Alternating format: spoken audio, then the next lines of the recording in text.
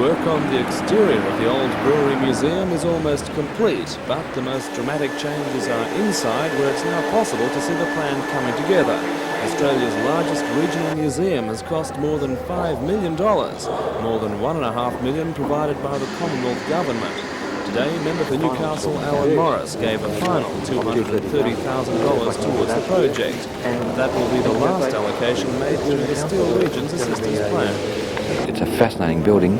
The fact that it's been retained and restored is magnificent, and I think it's a great credit to the council and to the architects and the builders, the workmen who've worked on it. And as a museum, it'll rank amongst, I think it will be by far the most important regional museum in Australia. The first stage of the museum will include a social history and industrial section, which should be open in time for the royal visit on the 7th of May. Already the museum has one exhibit in place. The 59-tonne continuous miner and shuttle are so big that they had to be installed before the building was renovated. Eventually, however, they'll be just one of hundreds of exhibits dedicated to the unique history of the Hunter Valley.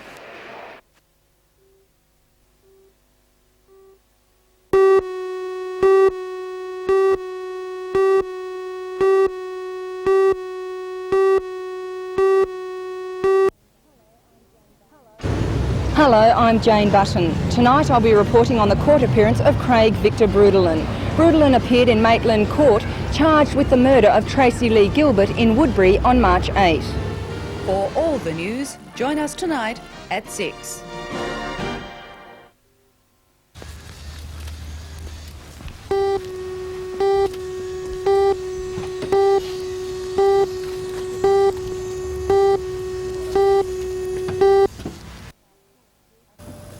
At about 12:30 today, a pilot and airman from the 77 Squadron were out doing circuits of the Williamtown airfield as part of a training mission.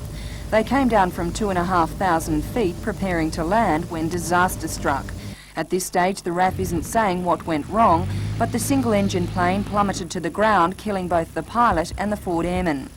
Windjill aircraft have been in operation in the Australian Air Force for about 30 years and were used as a basic training aircraft until the mid-70s. In more recent years, they've been used solely for forward air control. What exactly were they doing? Well, they were on a training mission of circuits and bumps virtually, and they were coming into land, and that's about all we know at the moment. The Windjills are used here to train people in forward air control skills. Forward air control is where you have a single engine light aircraft normally, which can fly low over enemy positions, pinpoint the positions, radio back map coordinates to strike aircraft to attack those positions. So normally that would involve low-level flying? Yes, it does. Some of the training does. And how about today? Not to my knowledge, no. The aircraft was quite high over the airfield, I believe. Until a month ago, the RAAF had 6 Windjills in service. There are now only 4 because just 4 weeks ago, another Windjill crashed west of Port Macquarie. 2 people were also killed in that crash. The RAAF says the inquiry into the disaster will consider if there's a relationship between the cause of the 2 incidents.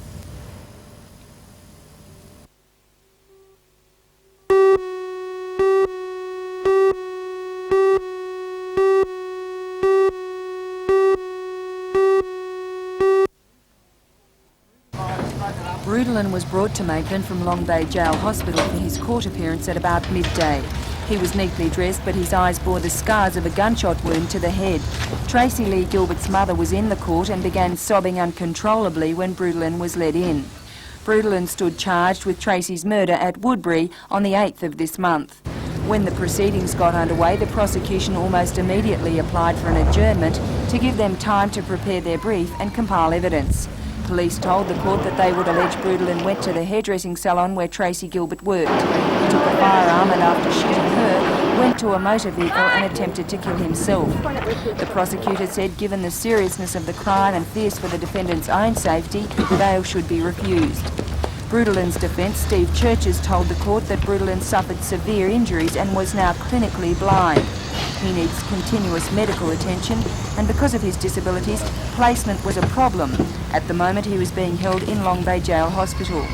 He also needed to be able to prepare his defence. For these reasons, bail should be granted. Magistrate Robert Stent, in considering bail, said he had to take into consideration the violent nature and seriousness of the crime. He accepted that Brutalin needed continuing medical treatment and that he needed time to prepare his case. Nevertheless, he felt the interests of the community and the accused would best be served if bail was refused. The matter was adjourned until April 29 for mention.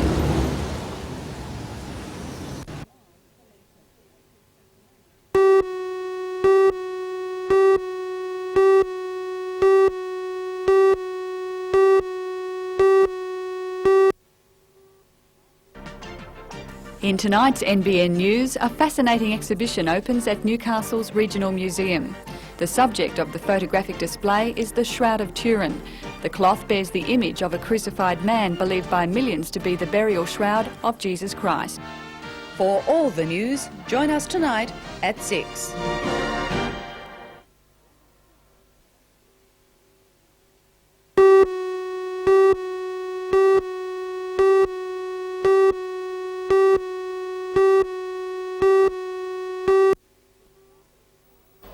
The Shroud of Turin is a piece of cloth which bears the mysterious image of a crucified man. It's believed by millions of people to be the burial shroud of Jesus Christ. Detailed markings on the cloth match exactly with the injuries which, according to Christian tradition, Jesus suffered on the cross. The original cloth is kept in a magnificent black marble chapel in Italy's Turin Cathedral.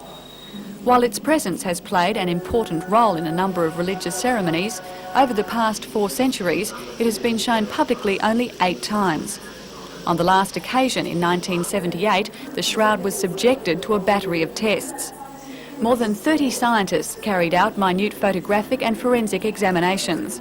This enabled the experts to rule out any form of painting or forgery, though the authenticity of the shroud is still the subject of tremendous debate. The scientific tests formed the basis of the photographic display.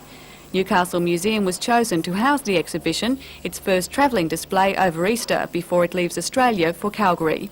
The photographs can be viewed up until the 29th of next month.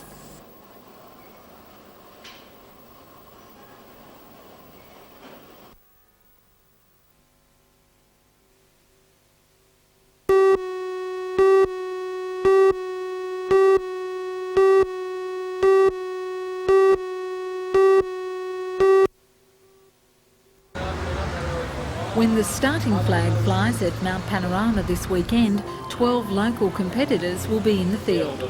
Newcastle's hope for an A-grade victory will ride with Graham Morris, currently running second in the Australian Championships. 8 members of the University of Newcastle Motorcycle Club will compete in the B-grade division, including Rob Carroll, Phil Domkins, Darryl Mallam and Hilton Steele.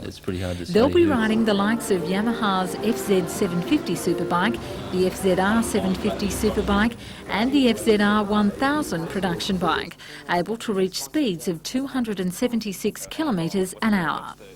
With $53,000 in prize money, Australia's richest motorbike road racing event has become a popular pilgrimage for both international and national competitors as well as spectators.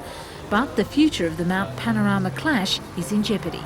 Australia's been awarded a round of the World Championships in Victoria on the 9th of April next year, and that'll clash, that'll be within a week either side of when the Bathurst meeting would normally be run.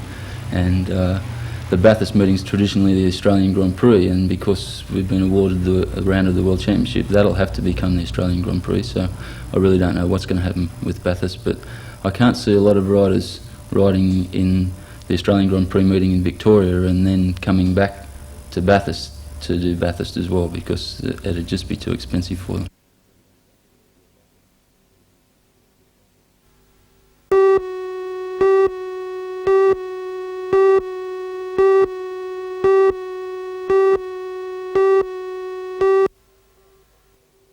Yeah, I thought our defensive effort was good enough. I think that's evident by a nil score against us, but we dropped 31 balls. We've done something like 248 tackles in a game of football. That's too many. If we do that tonight, I'm sure the Knights it won't be scoreless. Who were some of the guns in the Brisbane side tonight? I think our half combination of Brett Dorton, Peter Coyne, they'll be hard to stop. Our fullback Lex Neal's a bit of an unknown. We've kept him under wraps. By the time this goes to air, they won't be able to do anything about him. I think you'll see a surprise package from him. One of our front rowers, McIntyre, I think is a bit of a goer as well.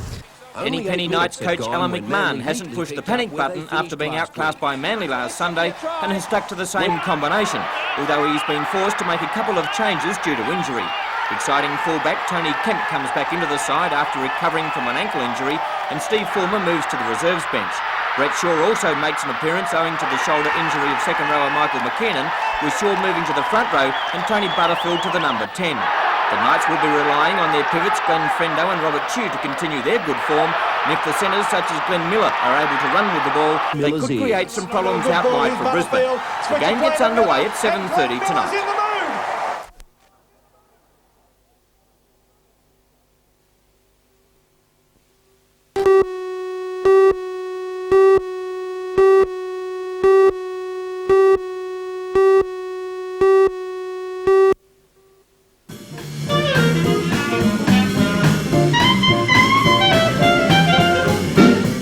Bernard Stanley Bilk is now celebrating his 30th year in show business. Born in Pensford in Avon, he acquired the nickname Acker and went on to become one of the most famous band leaders of all time.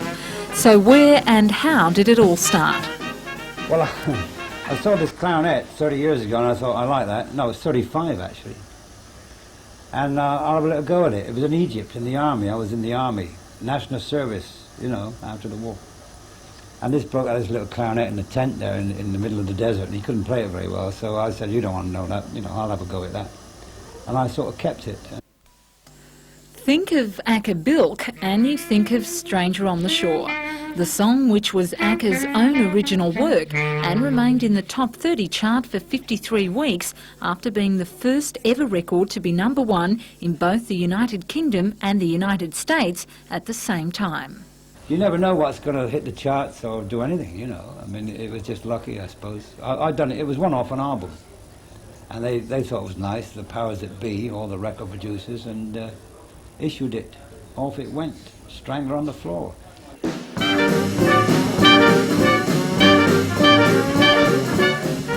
When the 58-year-old musician is not joking around, he's playing what he does best, with the help of the Paramount Jazz Band.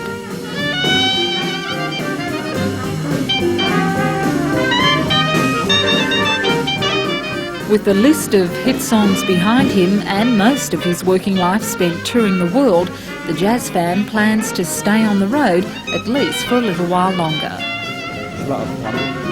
See different people and old places. It's great. Yeah. I like it.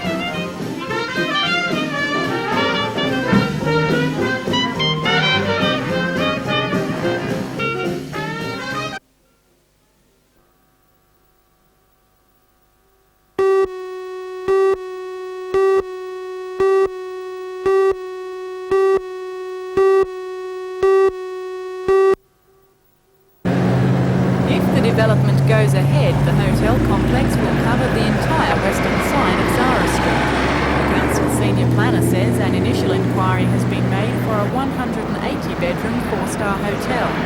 The 7-storey building would cover 3,780 square metres, bounded by Shortland Esplanade, Zara Street and Scott Street.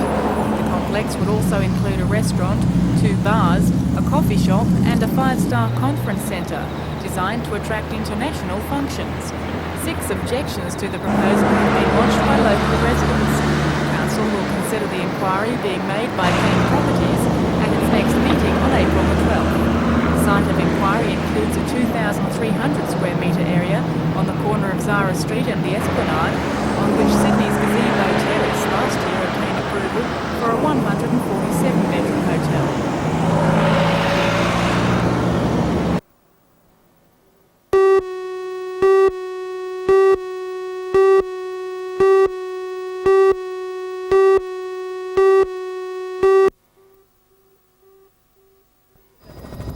60% of the tonnage loaded in the port of Newcastle during March has gone to Japan.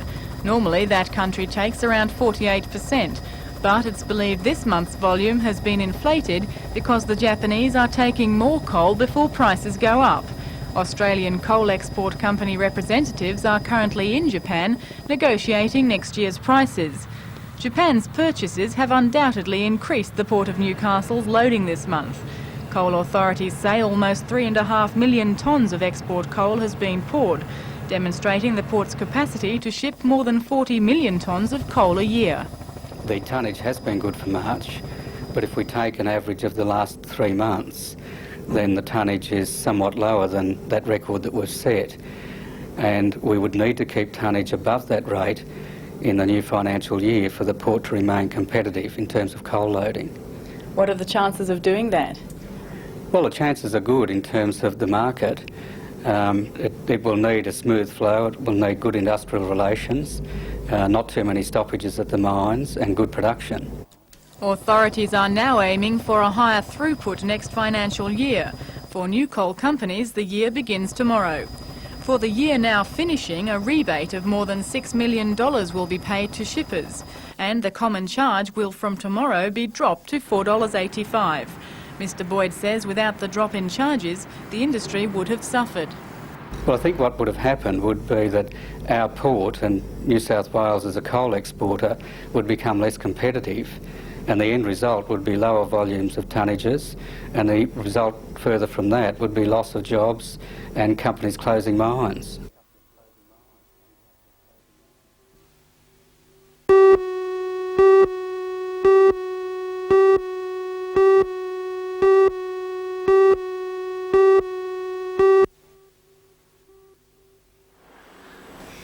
Throsby Creek, Wickham seems an unassuming location from which to launch Newcastle's contribution to the space race. Nevertheless, inside this humble grey shed, a familiar object is taking shape. It is in fact a full-scale model of the American Space Shuttle Discovery, the first of this size ever built. The model is being constructed by a Newcastle-based firm, Austral High-Tech, a company formed 3 years ago which specialises in building large-scale models. So far, the company has built a 1/10 scale model flying boat and 2 quarter-scale models of space shuttles. The shuttles have toured America, New Zealand and Australia, promoting shopping centres. Last year, the company won its most demanding contract yet, to supply this shuttle to the Japanese for a science show scheduled for the middle of this year. The shuttle is worth several $100,000 and is being built by a hand-picked team of tradesmen, including Michael Hennessy, who says for him it's a natural progression. I've always been interested in model making, and this probably brought me into it. This is a fairly big model making endeavour, isn't it? Oh, yes. Yeah. Very big. It's actually something bigger than what I actually thought it would be. The 30-metre shuttle is made of steel, timber and fiberglass. When complete, it will weigh almost 40 tonnes, but has been designed to break down into 16 pieces to enable it to be shipped to Japan. In Japan, the space shuttle will actually be a theatrette holding 78 people. They'll be strapped in and the shuttle will rise until it's almost vertical while space scenes are shown up the front, the closest most would ever get to real space travel.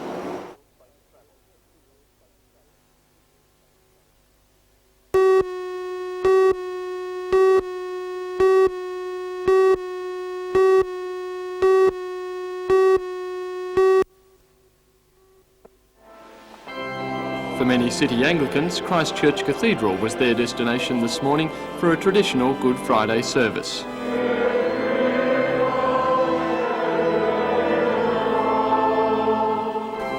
Easter Friday is a time of mixed emotions for Christians.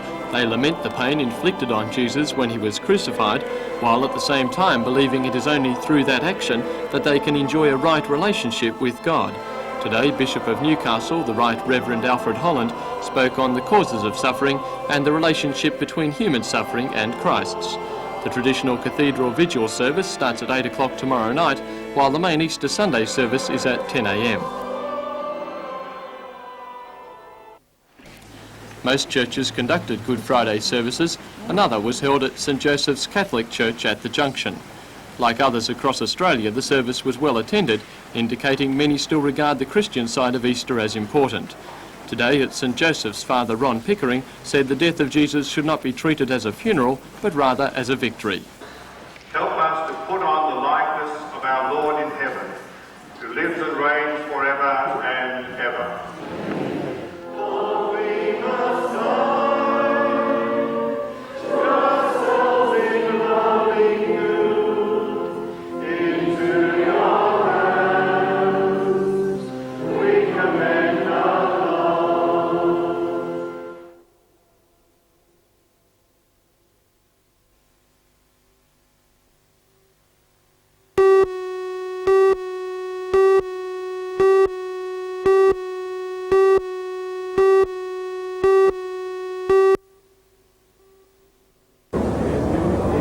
Easter marks the founding of the Christian faith, and appropriately the Roman Catholic observances focused on the earliest Christian martyrs.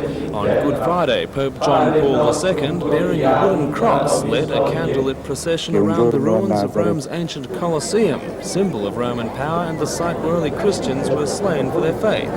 The Pope then addressed thousands of pilgrims in Italian at the completion of the Stations of the Cross. Today, however, the Christian world celebrated the resurrection. The faithful were out in slightly reduced numbers in Newcastle this morning, apparently deterred by persistent drizzle and showers. The Catholic community celebrated throughout the city. Mass at the Church of the Sacred Heart was typical of observances. Father Cotter's theme of a new spiritual life through the resurrection of Jesus was a message repeated in sermons around the world. Newcastle's commanding Christchurch Cathedral was the focus for Anglican churchgoers who gathered in strength to witness the Easter procession held inside the cathedral this year. In his sermon, Dean the Reverend Lawrence said Easter was a time for renewal by both individuals and the community. He said individuals could renew lives and relationships with others, while the church in a wider role could renew its caring for the community.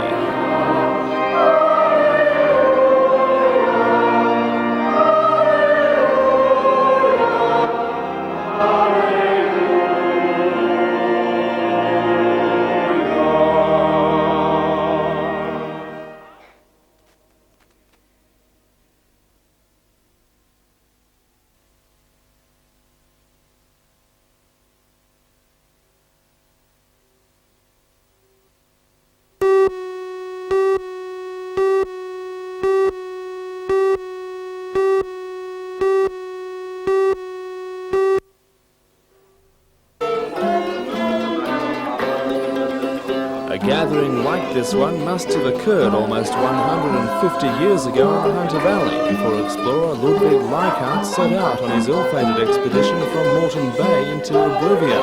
The explorer probably looked very much like this man, Ludwig Leichhardt II. Since childhood, he's been fascinated by the legend surrounding his great-great-great-uncle, and there is an uncanny resemblance. Ever since I was a young child at school, I felt that I was like him, and people have told me that I am exactly like him.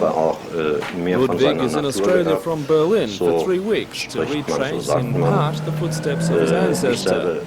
Leichhardt Sr. spent 2.5 years in the Hunter before his last expedition, and researchers are convinced valuable relics remain.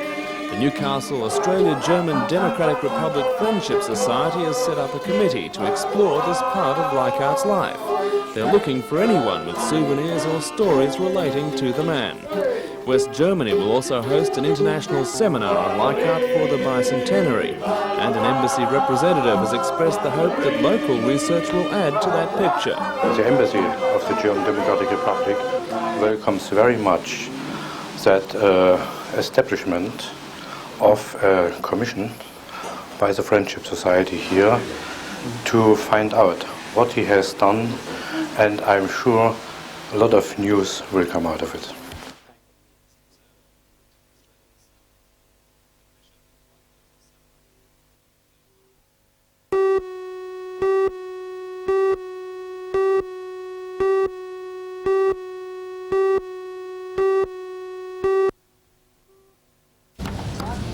Tivoli Fair organisers have shown that hard work and careful planning can circumvent the feckless weather. The City Hall has been a hive of activity. It's estimated more than 20,000 people have enjoyed the entertainment during the past 4 days. Andrew Elliott and his Indian magic show charmed onlookers with his pet python. Audience participation was a must, although volunteers were hard to come by. Snakes aside, Andrew is also an accomplished sword scorer. After that, the rest of his performance is anticlimax.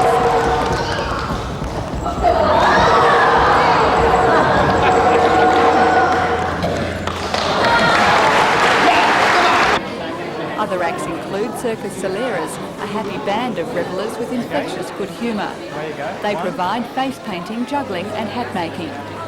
Sculptor Matthew Harding shows how to carve a frilly-necked lizard, while more familiar woodwork is also on display. Tivoli Fair runs throughout the week until next Sunday. Theatre performances can be seen from midday until 10 p.m, arts and crafts from 10 until 4. The fair continues in the City Hall tomorrow. Weather permitting, it will move to Civic Park later in the week.